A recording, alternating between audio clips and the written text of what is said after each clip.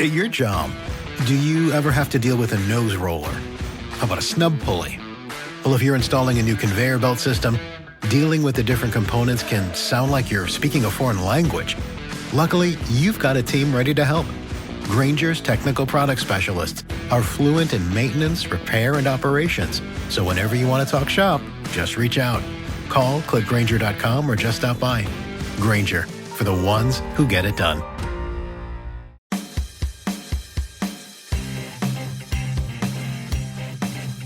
Hey everybody, this is Matthew Soltesiak, and you're listening to Not the Same Old Lions podcast, part of the Minute Media Podcast Network.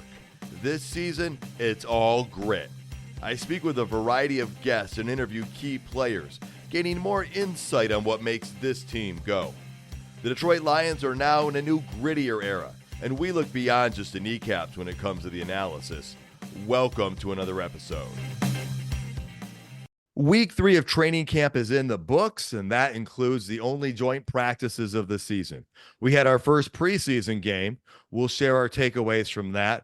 I'll share a story that might give Lions fans hope, and we're going to discuss multiple other major events taking place this week. Let's get to it, Lions fans. Hi, everyone. This is Herman Moore, and you're listening to Not the Same Old Lions podcast. Joining me today are our regulars, James Cook, senior sports writer for the Traverse City Record Eagle. You can also hear him on the Get Around podcast. I believe they're getting ready to start that back up as football season is approaching. It does drop on Mondays. As always, good to have you here, James. Thanks, Tim. Thanks for having me. And it's nice to have you back from vacation. I hope you enjoyed that time off and you're ready to get back to it. Yeah, I always do this like right before football season gets going again, so that kind of recharge the batteries and get going again for that. Awesome. Well, good to have you back. And again, we are with Coach Jerry Angers. He's named Michigan High School Coach of the Year, as well as Coach of the Week by the Detroit Lions. He's also mentored numerous players to the college level and some all the way to the NFL. Coach, great to have you here, man. Oh, great to be here. And also great to be here with the guy who nominated me for the Coach of the Year. Nothing better talking football than James. Folks, do you see how full circle life can be? You just never know. It's amazing to have a perfect example of it right here. Yes. Well, guys, let's go through things chronologically. Let's back up a little bit to the joint practices from last week. They're the only ones of the season for the Lions. Last year they had 2 of them. Coach, we were at the Giants one with the Lions last year. A little bit of scuffles, a little bit more scuffles this year than what we saw last year. Coach, what do you attribute that to? Well, I think it's coming out, you're going against each other, you're going against your teammates, you're going against the guys you share a locker room with. And you're going to go to a new place, and they're going to try to establish. The Lions are predicted to be this great football team. Lions predicted to possibly go to the Super Bowl. They're top 4 teams. The Giants didn't have a great year last year, so they're going to come out and try to prove that they belong on the same team as the Detroit Lions. And so I think that's what a lot happens, and how hot, and after so many days of practice and you get into that, and eventually people are going to get hot. There's a lot of tracks talking, dudes slapping guys in the back of the head, telling them that it was a tap, whatever. But that's how it turned out, and everybody got through it without any major injuries, we hope. Yeah, that is the case. And I like that. And I think I'm pretty sure this Daniel Jones quote is appropriate or accurate. And I think he said something like, they might come in here better than us, but we're going to fight just as hard, or something like that. And I don't know how many people would like to admit that the other team's better than them in practice before the season starts, but there are realities of situations too. But that being said, you hit the nail on the head. It's great to get practice against another team. Coach, in one of our previous episodes, we talked about how the next 5 to 10 days were going to be some of the most important days for Lions players to see growth between the joint practices and the preseason game. James, did you hear anything coming out of joint practices? I know you were away a little bit. Did you hear anything, read anything on that kind of caught your eye or caught your ear?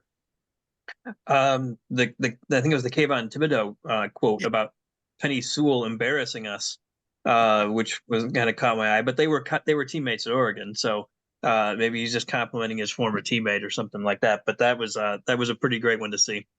Nice. And Coach, how about you? Any thoughts, any takeaways from the joint practice? Anything you heard that stuck out that maybe either excited you or caused you like, hey, need to refocus? Well, no, one of the things you're reading about how well their receiver, the rookie did against us, but those are joint practices. Nobody's scheming against anybody. I can remember times when we went, I talk about Tony Anise when he's at Muskegon. He would call me up and say, hey, can you run this situation in defense? Can you do this? And hey, I would need to blitz. I got to know if my guy can block or can my guy run the hole. I mean, you do that as coaches. You kind of set up to see how the players are going to adjust in certain situations. So, with a grain of salt, I guess, I'm not concerned with it, but we got through it and it's over with and it's time to move on. That makes a lot of sense. Well, speaking of moving on, let's go to the first preseason game, something we were all excited about. And I think Mother Nature said, hold on, folks, just a little bit on this one. I was out on the East Coast. I was in the Washington, D.C. area, and I think it was Tropical Storm Debbie at that point, had moved up the coast. The New York, New Jersey area was not spared with rain. So that makes it negatively impacting for those offenses to try and do all the things they want to do that may have impacted those offenses early on in the game. We saw lots of 3 and outs. We will get to some of the injuries in just a minute on that, but let's just start with what we noticed on the offense. James, let's start with you and the offense. What's something you noticed out there with the Lions? Well, I think the one thing I tweeted, I think during the game was that if you need to appreciate Jared Goff at quarterback, all you need to do is watch Nate Sudfeld. Uh, but also you have to look at that he was playing with a backup offensive line, a patchwork offensive line, and basically none of the starting lineup on offense or defense for the Lions playing along with him. So it's a little hard to completely grade him, but he did not look very good. And they signed another quarterback just today. So the offense kind of sputtered a little bit. There were some good performances, though. I thought Sion Vaki looked good at running back. And Hendon Hooker looked very good till before he left. The offensive line did not look good as a whole. And that's something I think that they really got to work on. I mean, Manu just seemed outclassed in his first game. And Colby Sorsdahl and Kingsley Eguakon also both struggled. Nobody really kind of stood out on the offensive line. A guy that looked pretty decent was Isaiah Williams in the times that they gave him the ball, and Parker Hesse at tight end looked like a pretty solid guy who played a lot on special teams. All right. Yeah. Thank you. I heard some great things about Parker Hesse, and that's encouraging, especially because he's got a little bit of experience. Coach, how about you on the offense? What was jumping out to you on that? Yeah, Hesse, I noticed him line up at fullback, and that's a big dude. I think he used to be a linebacker, didn't he? Wasn't he a linebacker at one point too, or played the other side of the ball or something? I don't know. Maybe I'm putting too many notes together. Clemens played well offensive line wise. He graded out extremely high. There was a lot of positives to him. I know that Ness Sewell gave him a nickname, Ness the Mess or Mess, something like that today. And then Galvin, I watched a couple. He took one guy all the way out of bounds, and then of course he's got a season-ending injury. So those were some of the things that I noticed, just picked up and went, wow, that looked pretty good. Oh, that looked good. But like James said, I don't think the receivers were getting open quick enough. I don't think he was making his reads quick enough. The weather had a lot to do with it. But we couldn't put 2 plays together. We'd get a 7-8 yard run, and then we did get a sack or an incomplete or something. So, we did go for it a lot on 3, 4, 5 times on 4th down in certain situations, which he was putting them in situations to see if that was going to work out through the season. Again, it's a preseason game. It's for practice. I think they got enough stuff tape wise and almost can come up with the 53-man roster pretty close right now by what they've seen. And hey, the biggest growth is between week 1 and week 2. So the guys that showed well need to stack some days, and the guys that didn't show well better hope that they do, or they're going to be on the waiver wire. So, but that's kind of what my take on the offense was. Yeah, those things make a lot of sense because, like you guys said, it's not the overall performance, it's individual things and obviously working together as a team. But you're looking at, are certain guys elevating or are they staying stagnant? And again, that 5 to 10 days included where we are right now. And that payoff, coach, might be the Kansas City game. Have people taken what they've experienced against the Giants and then applied it to practice? Now, I think one of the things that stuck out to me was the lack of elevation from the wide receiver 3 position. And there's a lot of variables that go into this, but Darius Fountain, Antoine Green, Donovan Peoples-Jones are all guys that people were looking to see elevate. Now, let me ask you this. The weather versus the play. The weather impacted things. Did the quarterback play affect the wide receiver's performance? Or was it simply the wide receivers couldn't get open? Was it a combination of things? Coach, let's start with you on this. What are your thoughts? Did these wide receivers not make as much progress as we needed them to? I know Antoine Green had an injury and had very short playing time. Or was it the fact that Nate Sudfeld was not making some of the decisions that Dan Campbell wanted him to make and that impacted him? Or was it the weather, or was it a combination of everything? Well, I mean, you have to play over the weather. I mean, you can't use that, as an excuse. I know Nate, some of the things I read that Campbell said was, he wasn't making quick enough decisions. He made that one great pass to Donovan Peoples-Jones. Williams, he made that, little short pass to Williams, and Williams made a great play to get a first down. Just showed that Williams. Yeah. And again, James brought it up. Williams showed out, and he showed out and made plays in situations and had to, with Sudfeld didn't do it. Now, Sudfeld came back after Hooker was hurt, and he played better. He played better in the second half. I don't think he was going to get that opportunity, but what showed me on that was the guy was probably done at halftime. Hooker gets hurt. He has to come back in, and he rose to the occasion. I mean, he played a lot better in the second half than he did in the first half. That's for sure. So, there's a lot of things that get added. You're going to complete a lot of passes when St. Brown's running routes for you. But again, who wants to be the third receiver? That's who should have stood up. James, how about you? What are your thoughts on that? Thank you, Coach. Yeah, I think Isaiah Williams did make a good case for himself, in being like an Amon-Ra St. Brown, a poor man's version of Amon-Ra St. Brown in the slot. I think he's the insurance policy for him. So I like that. The other thing too is that it's the New York Giants stadium. It's known as the worst turf in the NFL, probably, as far as the AstroTurf fields. And I think players probably came into that game with a little bit of worried about that too. I mean, they saw Aaron Rodgers only last 4 plays on that turf last year. And that probably was in the back of some guy's heads. Yeah. Especially with rain on top of it. Well, staying with the quarterback part right there, Hendon Hooker, that's the guy everybody wanted to see. And we got to see him, but it was very limited action. I think the limited action we did see, though, was promising. I think we may have seen some of the most potential in a Lions backup quarterback in a long time, not counting last year's 1-year contract with Teddy Bridgewater. But Hendon Hooker didn't get to play as much because of injury, and he showed promise. So my question for you guys, and again, we don't know the extent of the Hendon Hooker injury. He is one of the players that was injured in the game. He did not practice this weekend. He did not practice on Monday. He's not expected to be ready likely for the next game. And due to that, the Lions did bring in Jake Fromm. They signed a quarterback, which we'll get to. But here's my question for you guys is Nate Sudfeld is the guy right now at number 2 with Hendon at number 3. I think we all, A, just want Jared Goff to be durable and take every snap this season. But B, going into the season, the plan, they brought Teddy Bridgewater in last year for multiple reasons, one of which they knew Hendon Hooker wouldn't be ready. If Hendon Hooker's injury is a longer-term thing that's going to slow down his preseason opportunities, are you comfortable with Nate Sudfeld being the number 2 quarterback? Or are you thinking we need Hendon to be the number 2 to be comfortable going into the season? James, let's start with you.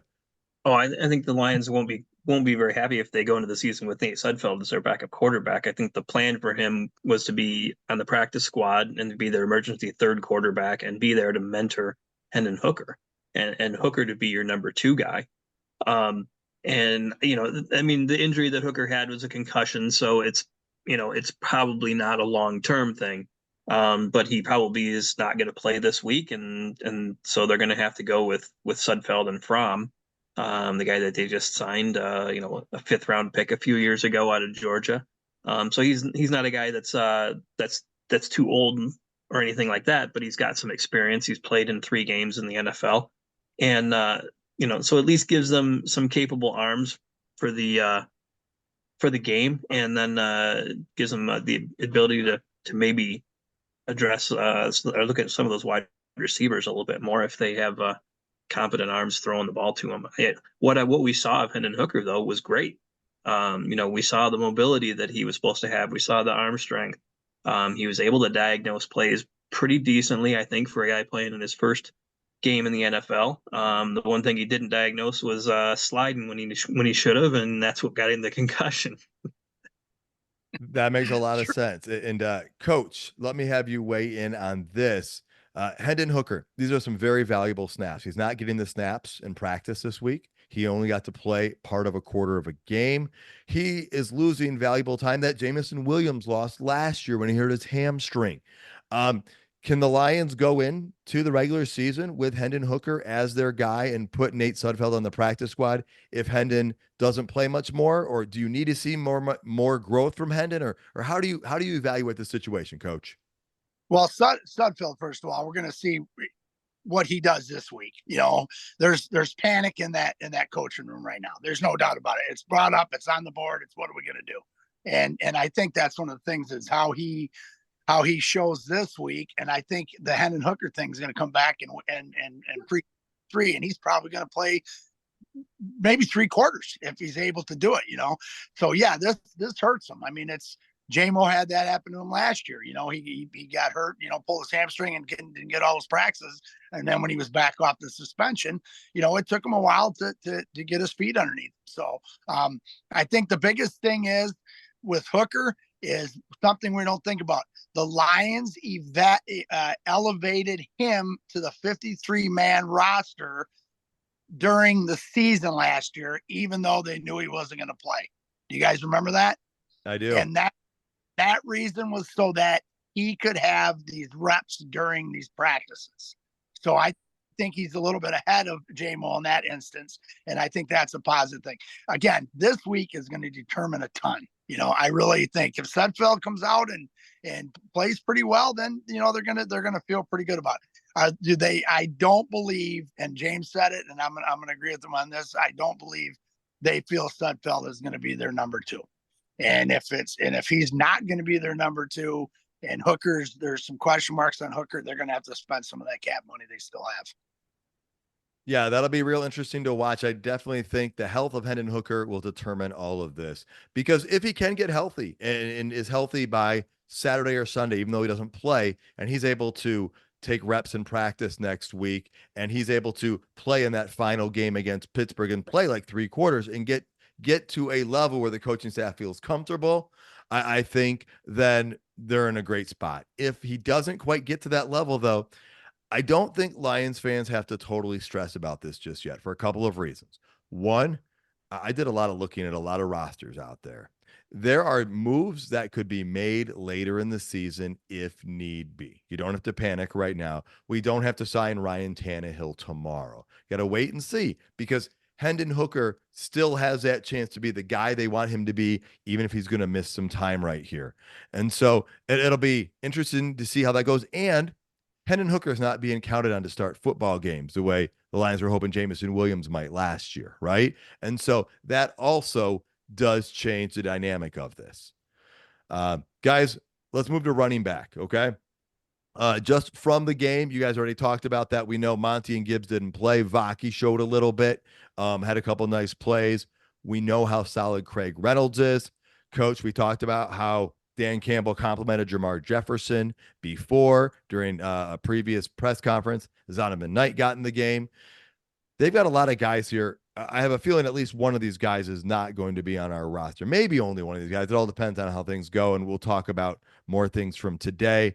But it's encouraging to see the Lions have a lot of guys in that running back room right now.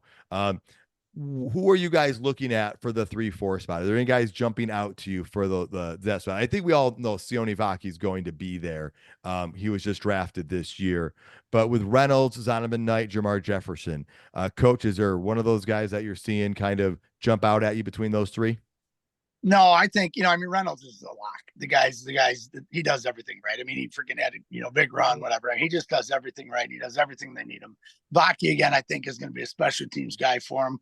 He's going to help him out there. I think we even talked about when they drafted him.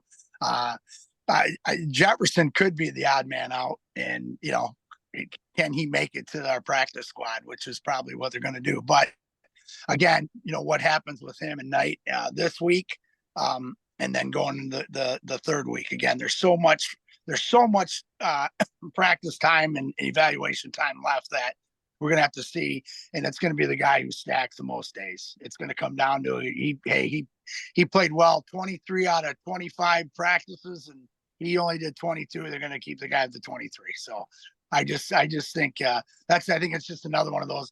Our run game didn't go so well the other night, which hurt. So we didn't see it, but everybody kind of did their part to show that they belong. So. Thanks, Coach. That makes a lot of sense. James, how about you? Is there somebody you've got your eye on, or how are you feeling about those three guys? Yeah, I think Jefferson is probably the last of those guys right now, and has to really make up some ground. I mean, the few carries that he got in that game, weren't great, and it didn't end up with great runs or anything. Reynolds has his role, and I think hit the fourth running back spot. If they keep four running backs, is probably his to lose. So Zonovan Knight's going to have to jump past Reynolds too. I think you could see them keep two running backs on the practice squad. It wouldn't be out of the realm of possibility, especially because of Knight's return skill. And if they have an injury to, say, Isaiah Williams, was their returner for a decent part of the game, you need another guy who can do that, and maybe have a Knight on the practice squad as your insurance policy for that. That makes a lot of sense. And that's the thing, that practice squad does create a little extra flexibility with that position. Special teams, let's make one comment here. Jake Bates had one field goal attempt, 53 yards, I believe, in the game outdoors. He made it. We'll get more to him later. Let's move over to defense, though. Enos and Arnold looked good early on to me, man. I mean, they played early. They made some good stops early. You saw 3 and outs. The Lions defense secondary looked pretty good. With the Emmanuel Mosley injury, I'm wondering, if Enos Rakestraw was looking to make a push for that starting nickel position. Let's just start with some things you guys saw during the game. Coach, any takeaways you had from the defense that you saw during the Lions-Giants game? Well, Lynn played well. He did some good things. I thought Akuda did some good things, but that is such a huge group, huge room to break into that rush and stuff. Houston was limited because he got injured. I'm going to say this, Wingo. He is going to be a stud. That dude just does things well. He rushes the quarterback well. He keeps his lanes well. He turns. This is one play that I remember. I think it was the screenplay. He read it. He saw it. He turned his hip. He flipped his hip so quick and was down the line of scrimmage on the right angle. If the running back cuts back, the running back is probably out for the season. So I'm extremely excited about him. The Gilbert kid, he looked great. At linebacker, he's flying around. All the backers. And again, that is a jammed room too. So your linebacker and DM position, you're going to have to really, really do some big things to stick around with that. But Wingo was was the one that I really was excited to watch play and watch the things. And Martin did some good stuff too. You can see that he's a lot quicker than he was last year. But I think Wingo's definitely going to help our interior D-line or outside. He can play 3 technique, whatever. I mean, he can play all over the place. So short, undersized, underweight, So is Aaron Donald. That's all I'm saying. I'm thinking you may have just found your new favorite player on the active roster to the guy that's been discounted out, and you're like, dude, those are the guys you love, coach, and can't wait to see what he does in the KC game. I love those observations. James, how about you? Any guys that stuck out? Any things you saw on the defense that you liked?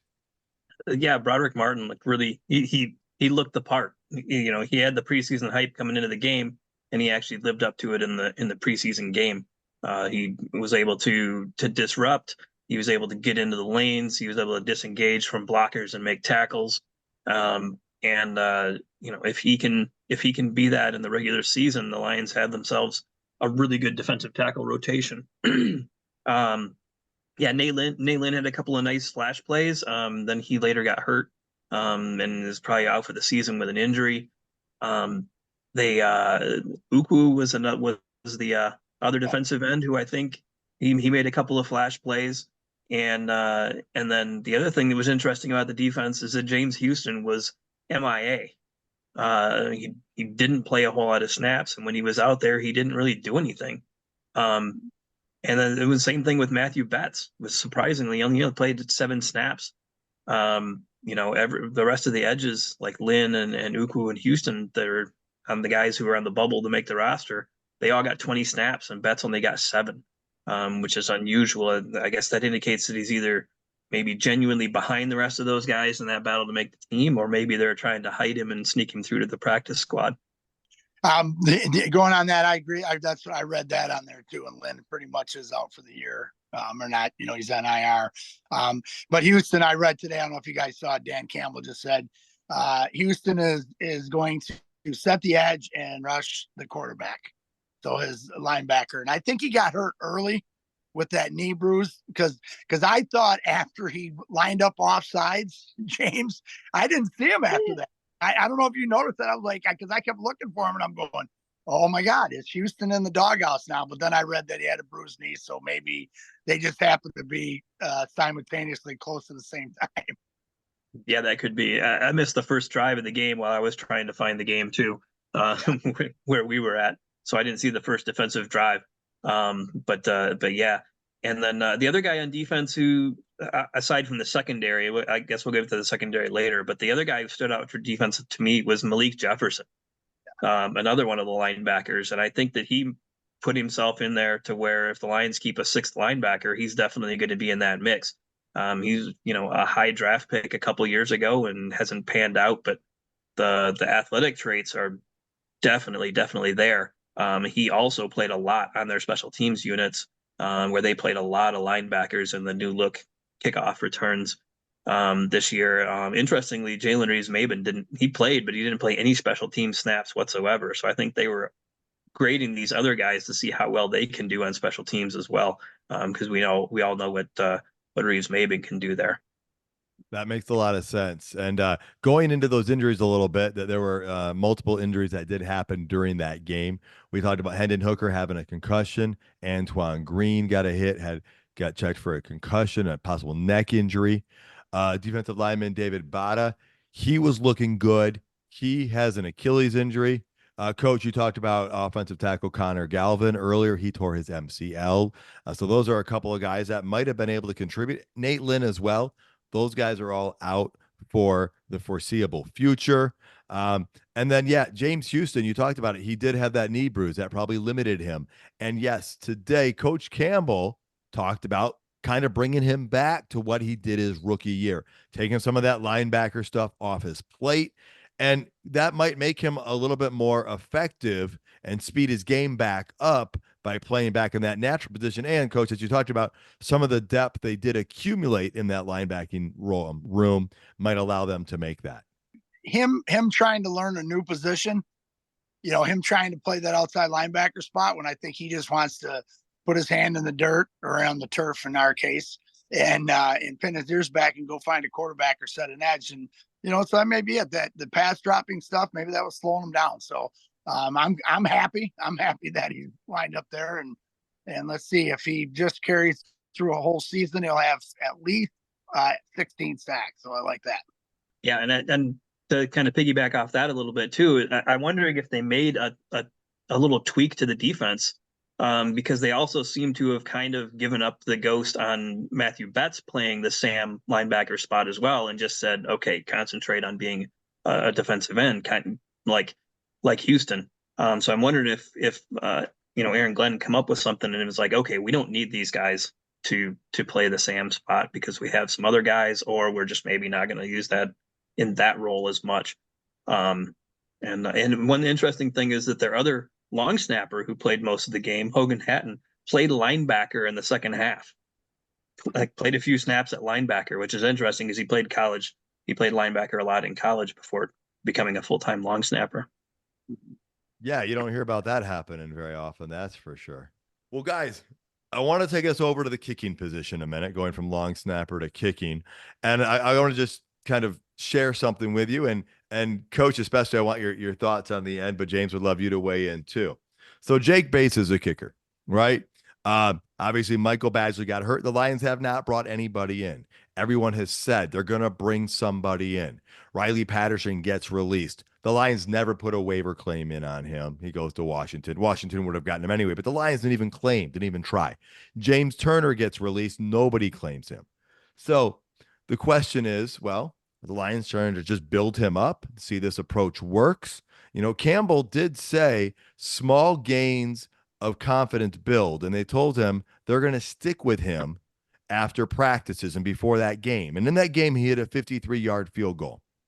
And then in practice on Sunday, in a situational moment, he hit a 64-yarder. And according to Detroit Sports Podcast, on Monday's practice, he was good from 34, 39, and 42.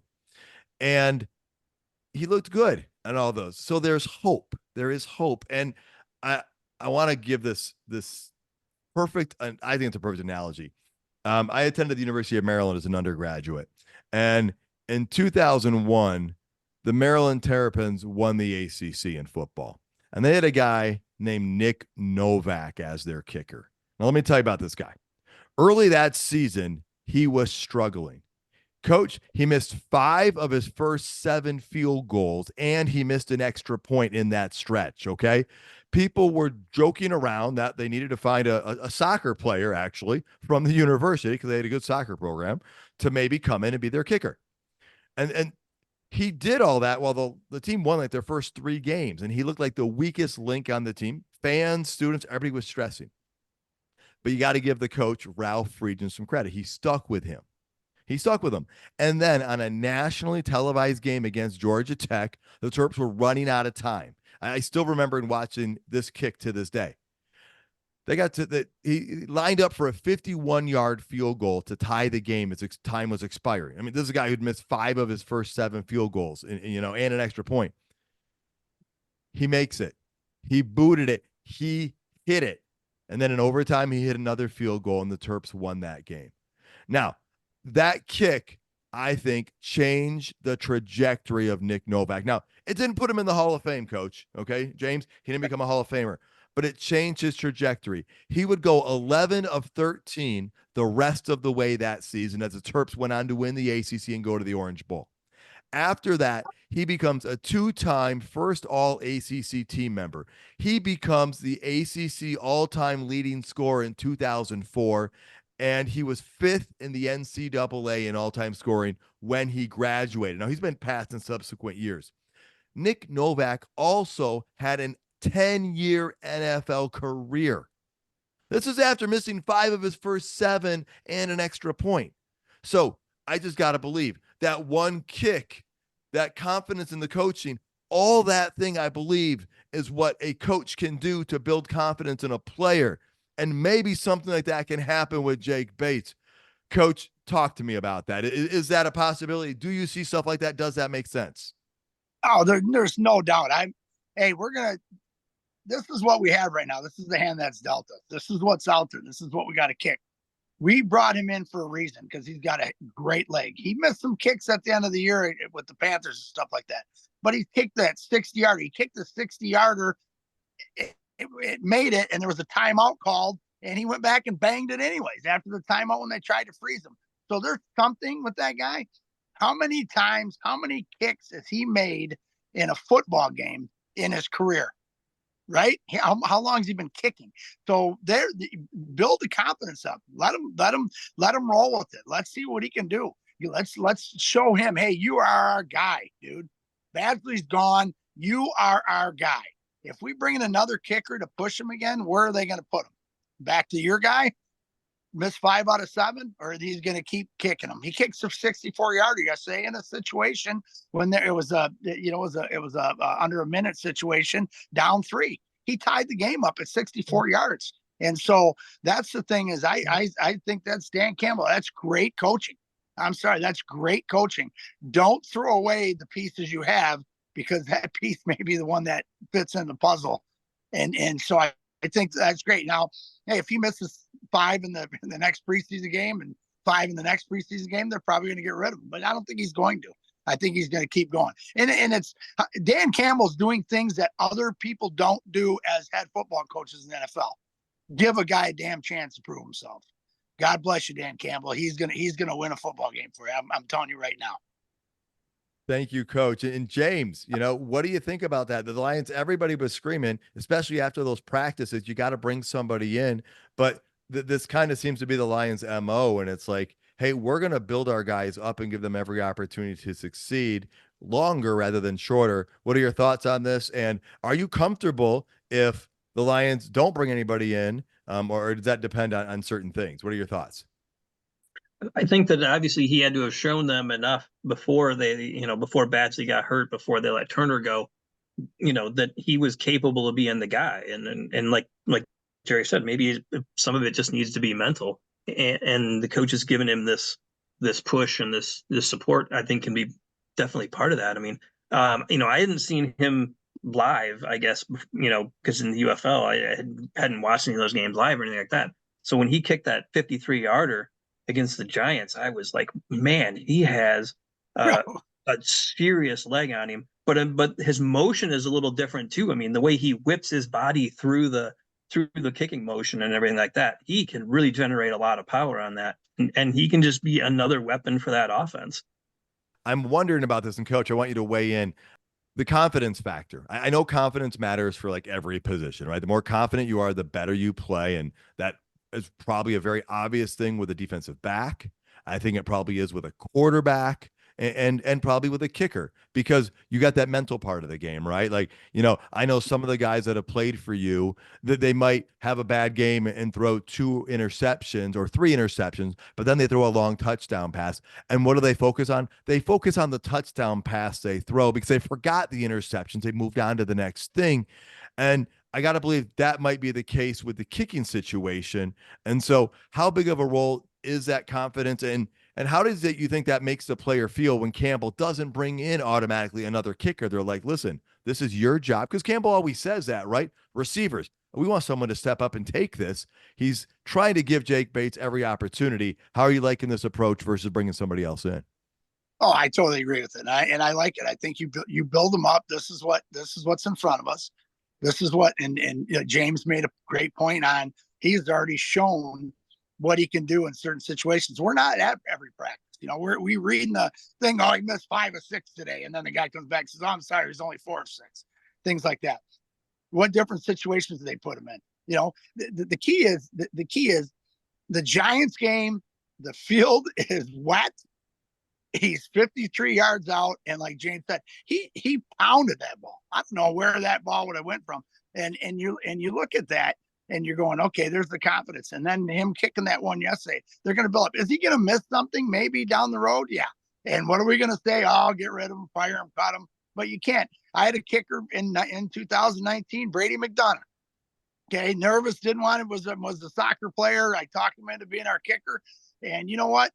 He kicked the field goal to beat Montague. And I'm going to keep bringing that up, but he kicked the field goal. He kicked the extra point to win the game, to go to Ford Field, and a kid that was as nervous as anybody I'd ever seen, but he knew that his teammates and his coaches had confidence in him, and he said, I'm not going to let them down. And that's what's happening with Bates. He's not going to let his teammates down, nor Coach Campbell. That's awesome perspective and exciting and great story right there with Brady as well, and just what you can get out of your players when coached and the right way. And again, I still go back to that kick at Maryland. Like I just was like, I want the guy to just get a chance, whether he makes it or doesn't.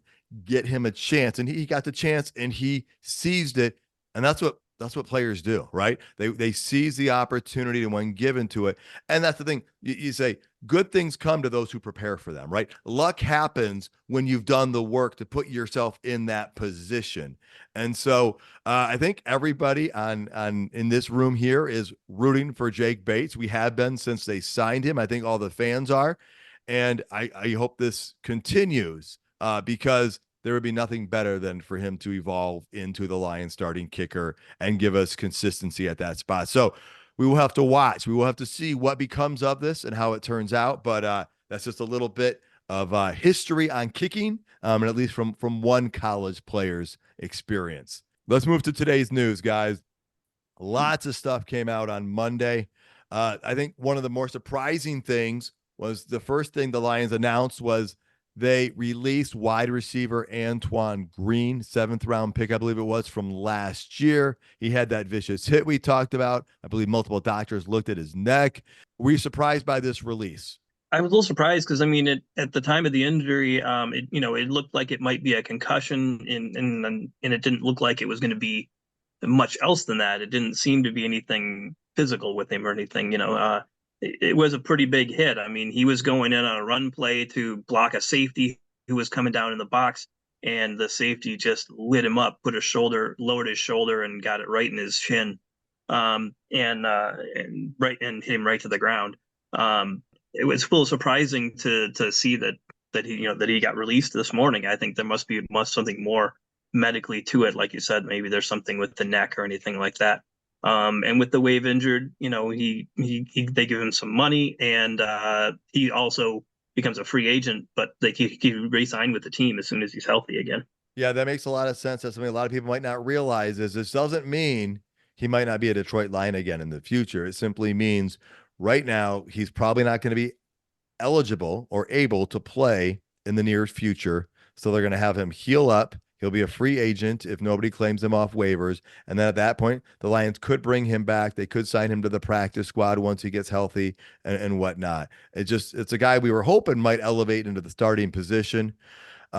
Coach, with this removal of a person from the wide receiver room, what does this do for the rest of the receivers? And one other little nugget that Coach Campbell dropped was he said the Lions have had 2 practices since that New York Giants game. And Coach Campbell said Donovan Peoples-Jones has looked improved. And maybe I'm grasping at straws here because we just want Donovan Peoples-Jones to elevate. But what do you think you're going to see from some of the other receivers in that room? And what are you hoping for? Well, one thing is, and we just talked about it with the kicking situation, you have your room set. You don't want to bring somebody in to tell everybody else you're not good enough to play here. Dan Campbell is like you, and you said it, James said it, we've been saying all along. He's got a room and he says somebody has to step up, somebody has to step up, somebody has to step up. And I think he's going to give you so many strikes, and if you're not stepping up, I'm going to bring somebody in then if you guys aren't going to do it. So there's some guys out there that they could possibly go get if they have to.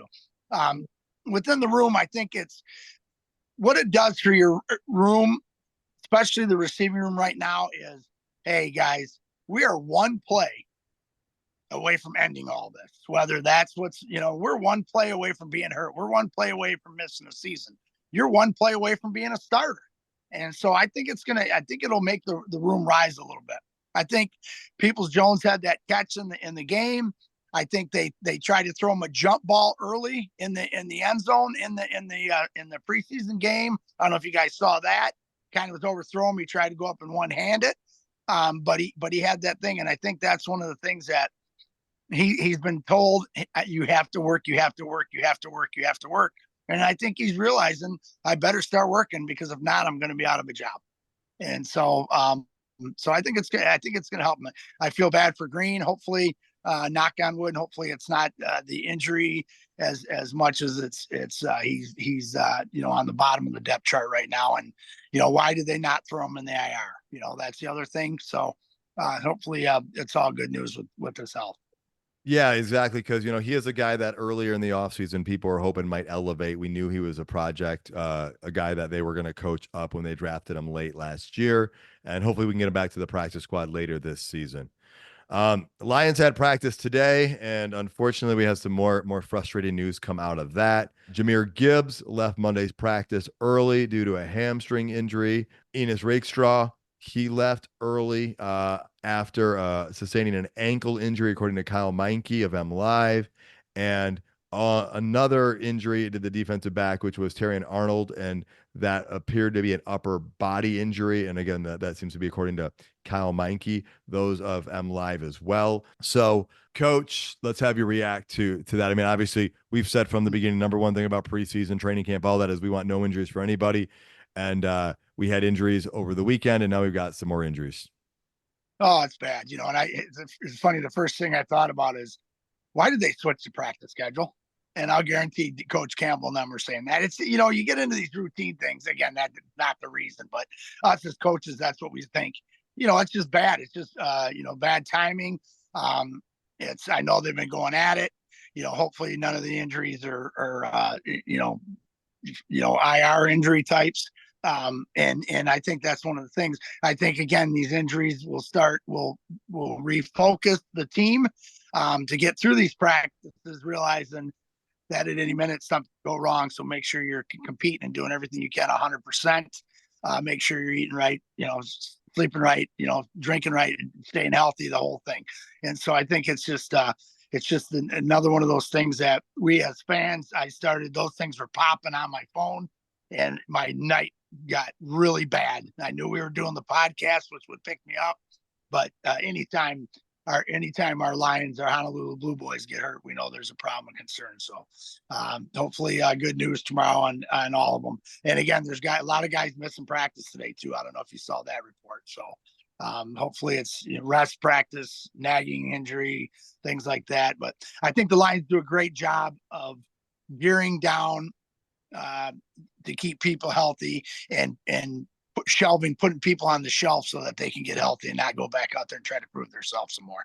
I'm thinking as I look at this, Arnold and Rakestraw, first off, let's just say we don't know how severe any of these injuries are. They could be minor, they could be major, they could be somewhere in between. So we'll have to wait to see that out. The big thing is Arnold and Rakestraw could probably use those reps a little more than Gibbs, just because they're A, rookies, and B, there's a lot of new moving parts in that defensive secondary.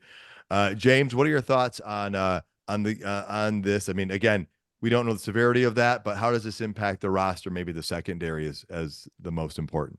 Yeah, I was looking at some online some message boards and stuff like that, and a fan who was there said that that they didn't look too serious, that they both left the thing, but Rakestraw tried to actually come back to practice, but they told him no, and everything. So hopefully we get good news on that maybe tomorrow. That the two DB injuries are not serious. With Gibbs, it's a bit of a worry because, I mean, this is the second time that he's tweaked that hamstring this offseason. He had one earlier in the offseason, before actually team activity started, I think. So tweaking it again, maybe that starts to become a problem. You hope not. And I'm gonna guess that they're pretty much just gonna shut him down for the rest of the preseason and let that heal and be good for game one, maybe even miss a game or two if they're going to be really cautious about it. Yeah, because all these guys are important people, right? I mean, Gibbs plays a very important role. Arnold and Rakestraw call that area important because they're rookies and there's so many moving parts in the secondary, but they're all very important elements of this team. And so we'll just have to wait and see what that news is that comes out. The Lions are scheduled to have I believe a team scrimmage on Wednesday before traveling out to Kansas City for preseason game 2. Again, let's go. It's a preseason game, but let's talk about what are we looking for? I think the Lions are going to get some more reps for a lot of players. There's talk about the starters maybe getting a series or two, but maybe not. Kansas City often does that. A lot of other teams did. Coach Campbell was non-committal about that. I think he wanted to see how they looked at the Wednesday thing. Coach, I know you've been doing some work ahead of time to look at teams and start analyzing some things. So let's start with you. What are you looking for in the Kansas City preseason game coming up on Saturday? Well, I think again, some more of those depth pieces and some more of those guys that played well on Saturday against the Giants, that they stack another preseason game. Again, positive growth. The guys that didn't play so well, hopefully they step up and learn from their mistakes. I think that's the biggest thing. And that we move the ball. Sudfeld gets in there and gets the job done, and one or two of those receivers step up and do what they're supposed to do, and somebody kind of take hold of the second team and third team positions that we need be, so that we don't have to break up that locker room and go out and pull somebody off free agency and go and win with the team that they've put together for the season through draft and free agency. So again, hopefully some of those guys that are down with injuries are getting to come back. I see that sounds like BC Mahogany. Sounds like he's in the building, and sounds like he's going to start practicing sometime this week. So that'll be good to see too, because we definitely need some more depth on that whole line. Yeah, we hadn't mentioned that yet. I love the fact that Christian Mahogany, who I believe is on the NFI list, is back in the building and will hopefully start resuming some of those activities. And Coach, the other part you bring up so well is, a lot of fans, a lot of people, maybe even media pundits are like, hey, somebody gets hurt. Who do the Lions bring in to replace them? Well, as you already said, the GM, the coaches, they build the room, the team. And because one guy does go down, you don't want to automatically presume that, it sends a message to the rest of the team that, you other three guys in the room aren't good enough to step up to this. We're going to go bring somebody else in. You want to give all those guys that opportunity to elevate. And so hopefully we'll see some of that during the Kansas City game. James, what are you looking for? What are you thinking about this next preseason game against Kansas City, hopefully with some good weather? Yeah, it'll be an interesting game, and because of Andy Reid, I think he's kind of a different animal as far as NFL coaches. He does not like the joint practices, and so he doesn't do joint practices with the teams. And to make up for that, he plays his starters in preseason games. Not the whole game, obviously, but he'll play the starters for a series or two probably this week, maybe even more. Patrick Mahomes played last week for them, so they were one of the few teams I think in the whole league that went in with their presumptive week one starter that wasn't a rookie playing. It could be that they play their starters quite a bit more than the Lions. I wouldn't be surprised maybe if you see the Lions play one series or so with the actual starters on offense, to give Goff some work, especially because you don't have Hooker available, to maybe have Goff play one series, and then that's probably it. And then the rest of the game, you're going to go with Sudfeld and maybe play Fromm a little bit at the end.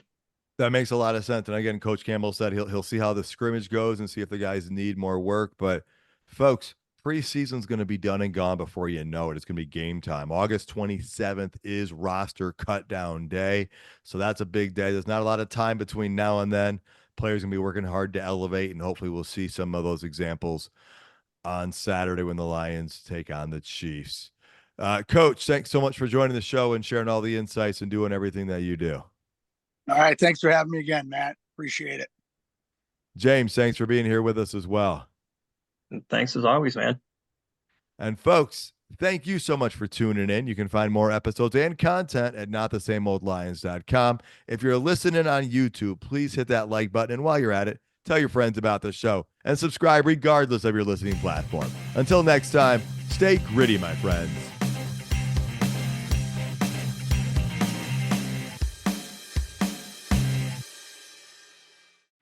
If you're a facilities manager at a warehouse and your HVAC system goes down, it can turn up the heat, literally. But don't sweat it, Grainger has you covered. Grainger offers over 1 million industrial-grade products for all your operations, including warehouse HVAC maintenance. And even better, they offer access to experts and fast delivery, so you and your warehouse can both keep your cool. Call 1-800-GRAINGER, click Grainger.com, or just stop by. Grainger, for the ones who get it done.